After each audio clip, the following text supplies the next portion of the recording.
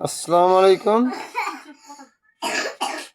সর্বস্তরের আল্লাহর সৃষ্টি মানুষকে উল্লেখ করে বলছি, আজকে যে নিউজ দেখতে পেলাম, একটি লোককে জবাই করা হয়েছে আর মানুষ আনন্দ করে তার রক্তাক্ত সহ তার ভিডিও করে তা আমরা তামসা দেখতেছি। আর কেউ বলতেছে না যে কে একটা ডাক্তার খানায় নিয়ে যাই বা টোটো এনে উঠাইয়া আমরা ডাক্তারখানায় নিয়ে যাই।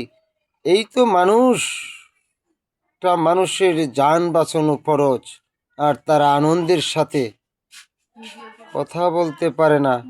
তাকে জিগায় আপনার বাড়ি কোথায়, এগুলা মানুষ।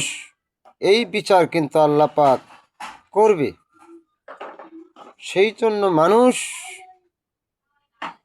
কোনো চোর ধরলে মানুষ মারার জন্য পাগল হয়ে যায়।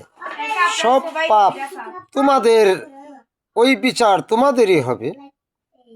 সেই জন্য এই পৃথিবীতে মানুষ বাঁচানোর জন্য জান ফরজ।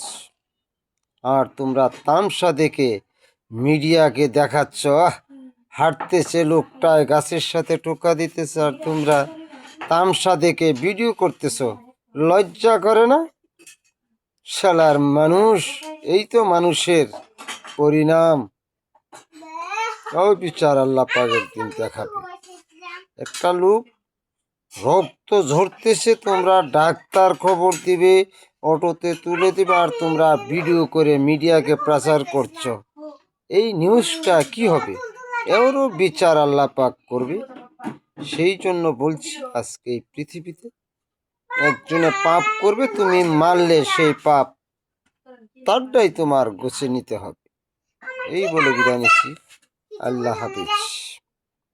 আসসালামু আলাইকুম।